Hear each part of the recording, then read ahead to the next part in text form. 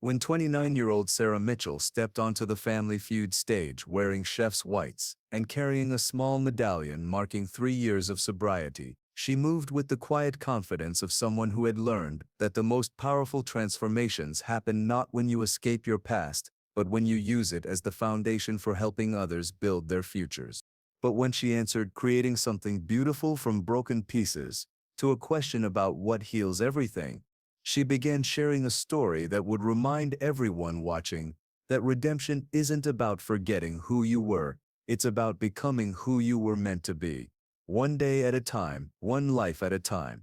Sarah walked with the purposeful stride of someone who had discovered that healing happens through service, that recovery isn't a destination, but a daily practice of choosing growth over comfort, connection over isolation, hope over despair. There was something immediately compelling about her presence, not because her story was dramatic, but because she radiated the kind of grounded strength that comes from surviving your own worst enemy and emerging not just intact, but empowered to guide others through similar darkness. The Mitchell family had made the journey from Denver, Colorado, with a mixture of pride and protective love surrounding the woman who had fought her way back from the edge of destruction to become not just a survivor, but a healer. There was Linda Mitchell, 54, Sarah's mother, who had spent 5 years learning to balance unconditional love with necessary boundaries, who had attended Al-Anon meetings and family therapy sessions to understand how to support recovery without enabling addiction.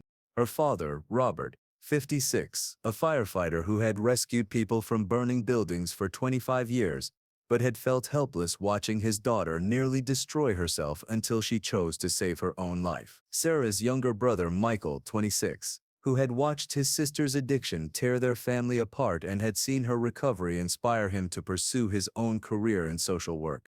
The family was joined by Dr. Lisa Martinez, 48, Sarah's addiction counselor, who had worked with hundreds of people in recovery, but had rarely seen someone transform their experience with addiction into such a clear calling for service to others.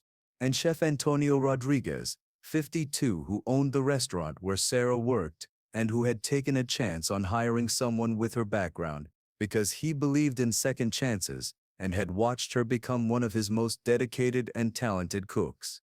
But it was Sarah herself who commanded attention, not because her recovery was inspiring, but because she had found a way to transform personal devastation into professional mission, using her understanding of addiction, trauma, and healing to create programs that combined culinary training with therapeutic support for other people in early recovery.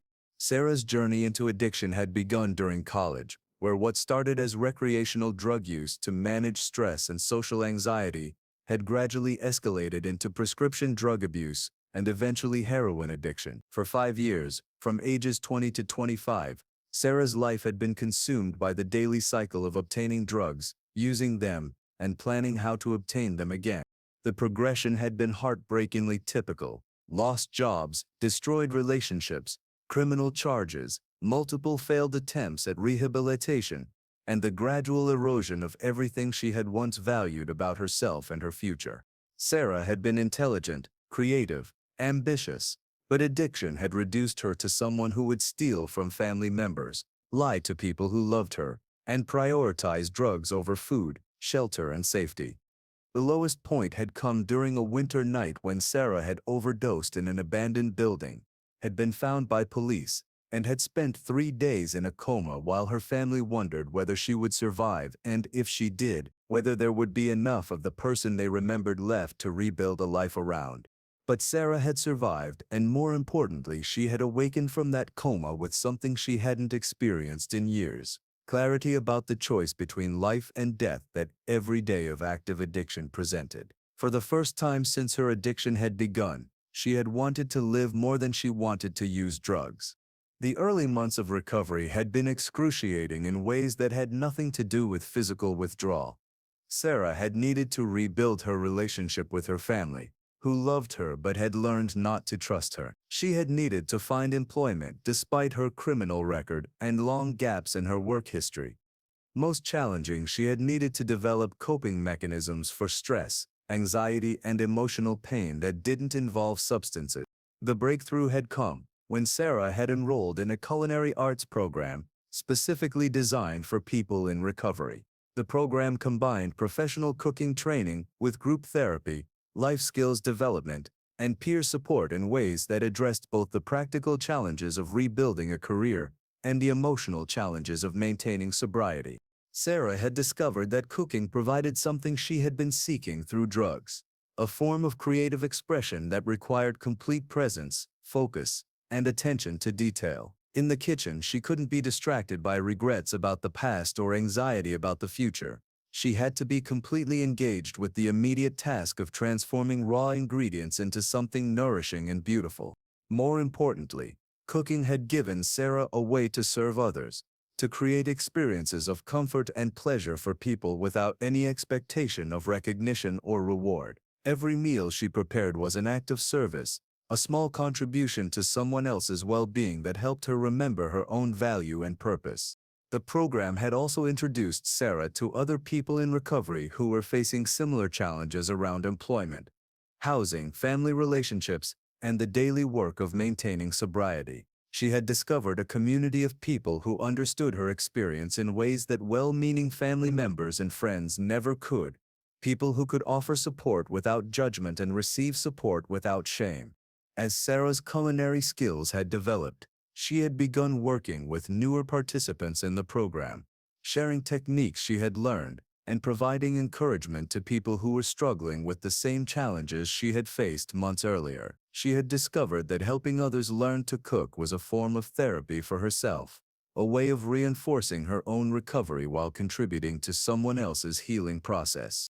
The transition to working in a professional kitchen had been challenging but transformative. Chef Rodriguez had hired Sarah despite her background because he had seen her dedication during her internship and had believed that people in recovery often brought unique qualities to kitchen work: attention to detail, appreciation for structure, and understanding of how daily discipline contributed to long-term success. Sarah had thrived in the restaurant environment, advancing from prep cook to line cook to sous chef in just 18 months. But her real passion had emerged when Chef Rodriguez had allowed her to develop a program that provided culinary training to other people in early recovery, creating pathways to employment while supporting continued sobriety.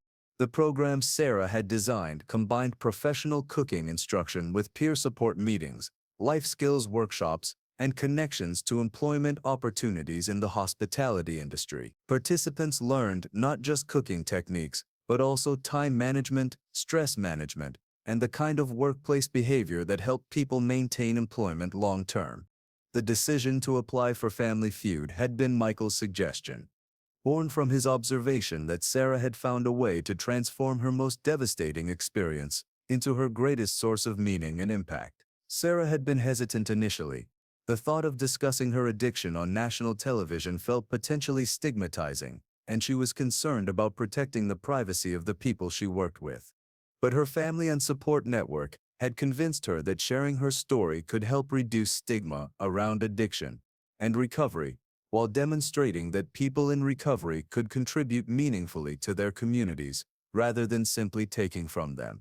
Steve Harvey had been briefed about Sarah's background during rehearsal, but meeting her in person revealed layers of wisdom and purpose that couldn't be captured in a production note. There was something immediately impressive about Sarah's presence, not because her recovery was remarkable, but because she had found sustainable ways to maintain her sobriety while building a career that served others facing similar challenges. Sarah, Steve had said during the family introductions, speaking with the respect due to any professional in their field, "I understand you're a chef and you work with people in recovery.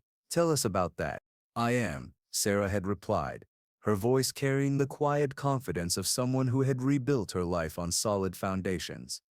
"I work at Redemption Kitchen here in Denver, and I run a culinary training program for people who are recovering from addiction. We teach cooking skills, but we also provide peer support and help people develop the life skills they need to maintain sobriety and employment." "That's incredible work," Steve had said, genuinely impressed. "What made you interested in working with people in recovery?" "Personal experience," Sarah had replied with a slight smile that suggested there was much more to her story. "I'm 3 years sober myself. I know what it's like to rebuild your life after addiction. and I know how important it is to find purpose and community during recovery. Cooking gave me both of those things. The game had progressed through 3 rounds with the Mitchell family showing remarkable support for each other and obvious pride in Sarah's achievements. Sarah had contributed thoughtful answers, her responses revealing both practical wisdom gained through recovery and the philosophical insights that come from surviving personal devastation and finding meaning in service to others. When asked to name something that requires patience, Sarah had confidently answered, recovery, earning the number 2 spot on the board, and knowing nods from anyone who had experience with addiction treatment or family recovery. But it was during the 4th round that everything changed. The question touched the heart of healing and transformation. What heals everything? The competing family had just missed their opportunity to control the board, and it was the Mitchell family's chance to steal. Robert had given the first answer, time, which had earned a solid spot on the board. Linda had followed with love, another respectable response that reflected understanding of what families need to heal from the trauma of addiction. Now it was Sarah's turn. She stepped forward to the podium, and for a moment she was quiet, not uncertain, but gathering herself to express something that touched the core of her recovery philosophy. The truth that had sustained her through 3 years of sobriety and had become the foundation of her work with others. When she spoke, her voice carried across the studio with a conviction that made everyone listen. Creating something beautiful from broken pieces. The words hung in the air with a weight that seemed to silence the entire studio. The audience fell quiet, sensing that this wasn't just a poetic response but a deeply personal truth shared by someone who had lived it in the most literal way possible. Steve's expression changed immediately. The entertainer's smile, the quick wit, the practiced responses, all of it fell away as he processed what Sarah had just said and began to understand the profound journey of destruction and reconstruction it represented. Sarah, Steve said softly, setting down his cards and approaching her. That sounds like you're speaking from very personal experience. Sarah nodded, her confidence growing as she realized she had an opportunity to share something important with an audience much larger than the recovery community, where she usually discussed these insights. I am, she replied, her voice carrying the authority of someone who had lived through complete personal devastation and had emerged with hard-won wisdom. 5 years ago, I was homeless, addicted to heroin, and had overdosed to the point where my family wasn't sure I would survive. I had broken everything in my life: relationships, trust, my sense of self-worth. Steve looked at this remarkable woman who was describing one of life's most challenging experiences with the calm composure of someone who had not just survived, but had found meaning in survival. Sarah, Steve said gently, what changed for you? Sarah took a moment to consider how to explain the complexity of recovery in ways that honored both the difficulty of the process and the hope it offered to people who might be struggling with similar challenges. I realized that recovery wasn't about going back to who I was before addiction, she said thoughtfully. It was about taking all the broken pieces of my life, the pain, the mistakes, the lost relationships, the skills I had developed, the insights I had gained, and using them to create something completely new. The studio was completely quiet now, everyone understanding that they were hearing about transformation at its most fundamental level.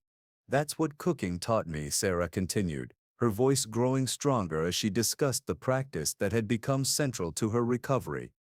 When you cook, you take raw ingredients, some of them might be bruised or imperfect, and you transform them into something nourishing and beautiful. Recovery is the same process, but instead of ingredients, you're working with the pieces of your life.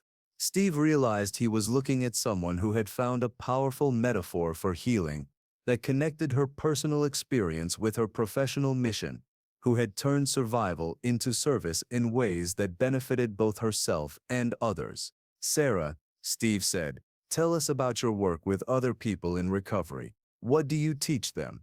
Sarah's expression became more passionate as she began describing the program that had become her calling and her contribution to addressing addiction in her community. We teach people that recovery isn't about forgetting your past or pretending your addiction never happened, she said with growing confidence. It's about learning to use your experience, all of it, including the painful parts, as ingredients for building a life that serves others. The studio audience was leaning forward now, completely engaged with this young woman's philosophy of recovery that challenged conventional approaches to addiction treatment.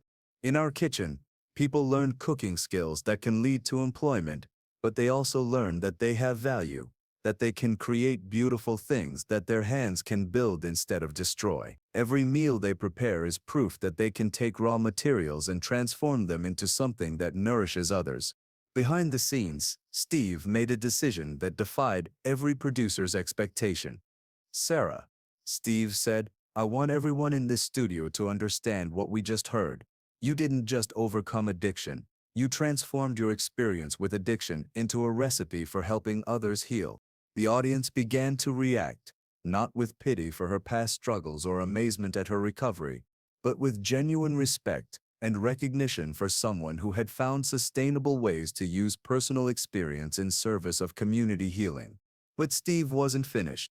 He reached into his jacket pocket and pulled out something unexpected, a small chef's pin that he wore occasionally, a gift from a celebrity chef friend that had become one of his prized possessions. "Sarah," Steve said, approaching her with the gravity of someone recognizing genuine professional excellence, "this pin was given to me by a master chef who told me that the best cooks aren't the ones who follow recipes perfectly. They're the ones who can take whatever ingredients they have and create something meaningful and nourishing." He placed the pin gently in Sarah's hands. "But I want you to have it, because you've shown me that recovery is like cooking. It's about taking whatever you have, even if it's broken or imperfect, and transforming it into something that feeds not just yourself, but everyone around you." Sarah accepted the pin with obvious emotion, understanding both the symbolic weight of the gesture and the recognition it represented. "But I want to do something else," Steve continued. He began removing his suit jacket, the same navy blue jacket he wore for every taping. "Sarah," Steve said, draping the jacket carefully around her shoulders, "you didn't just recover from addiction. You became a recipe for hope. You didn't just save your own life. You created a program that helps other people save theirs." The jacket fit Sarah perfectly, and she wore it with the dignity of someone receiving recognition for genuine service to community. "This jacket has been with me for every show I've hosted this season," Steve continued. "But today, it belongs to someone who has taught me that the most beautiful creations come from people who understand that broken doesn't mean worthless. It means ready to be transformed into something even more valuable." Sarah looked down at the jacket, then at Steve, overwhelmed by the recognition and the validation that the gesture represented. "Steve," she said, her voice thick with emotion, "for 3 years I've worried that my addiction would always define me, that people would see my past and assume I wasn't trustworthy or capable. You're the first person to suggest that my experience with addiction might actually make me more qualified to help others, not less." Steve looked at this extraordinary woman who had turned personal devastation into professional mission, who had found ways to use her most painful experiences as tools for healing both herself and others. "Sarah," Steve said, "your addiction doesn't define you.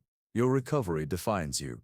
Your past doesn't disqualify you from helping others. It qualifies you in ways that people who haven't walked that path could never understand." He turned to address the entire studio, including the millions of viewers who would watch this moment. "Ladies and gentlemen, Sarah Mitchell represents something beautiful about human resilience and the power of second chances, the ability to transform our worst experiences into our greatest sources of strength, the understanding that healing happens when we use our pain to prevent others from experiencing similar pain." The audience erupted in sustained applause, but this time it felt more like recognition of genuine service and professional achievement than a game show moment, acknowledgement of work that was changing lives and communities rather than simply entertaining audiences. As the cameras stopped rolling and the audience began to file out, something remarkable happened. Person after person approached Sarah, not to express sympathy for her addiction or amazement at her recovery, but to thank her for her work, to share their own experiences with addiction in their families, to ask about resources for people they knew who were struggling with similar challenges. One middle-aged man approached with tears in his eyes. My son is 2 months sober, he told Sarah. We've been looking for programs that could help him develop job skills while supporting his recovery. Hearing about your work today, you've given us hope that there are people who understand what he's going through and can help him build a meaningful life. 6 months later, the episode aired exactly as it happened, with resources provided for viewers seeking addiction treatment and recovery support. The response was immediate and transformative. Recovery programs across the country began incorporating culinary training into their treatment models. The episode became a training tool for addiction counselors and family members, demonstrating how recovery could be framed as transformation rather than simply abstinence. But perhaps the most meaningful response came from people in early recovery, who saw in Sarah's story proof that their past didn't have to limit their future, that addiction could become a source of empathy and qualification for helping others rather than a permanent mark of disqualification. Sarah returned to Denver with renewed confidence and expanded resources for her program. Steve's gesture had given her not just material recognition, but symbolic validation that her work was valuable and worthy of support. She kept Steve's chef pin on her uniform as a daily reminder that the best creations come from understanding how to transform whatever ingredients are available. The jacket became the blazer she wore to speaking engagements where she advocated for recovery-oriented employment programs and reduced stigma around addiction. The Mitchell family learned that recovery isn't just an individual process. It's a family healing journey that requires everyone to transform their relationships and expectations. They became advocates for family involvement in recovery programs and supporters of policies that created employment opportunities for people with criminal backgrounds related to addiction. Steve Harvey said in later interviews that meeting Sarah changed his understanding of addiction, recovery, and what it means to transform personal experience into service to others. She taught me that our worst experiences don't have to be our defining experiences, he said. They can become our qualifying experiences for helping others avoid or overcome similar challenges. The lesson that day wasn't about addiction prevention or recovery techniques, though Sarah had mastered both. It was about the truth that healing happens when we find ways to use our pain as a tool for preventing others' pain, that the most powerful transformations occur when we stop trying to escape our past and start using it as the foundation for building others' futures. Sarah Mitchell proved that recovery isn't about forgetting who you were or pretending your addiction never happened. It's about taking all the broken pieces of your experience and using them as ingredients for creating something beautiful that nourishes not just yourself but everyone whose life you touch. And Steve Harvey learned that sometimes the most powerful moments in television happen when you witness someone who has taken their deepest shame and transformed it into their greatest source of service, who has proven that there is no experience so devastating that it cannot become the foundation for healing, hope, and the kind of second chances that create third chances for others who are still struggling to find their way home.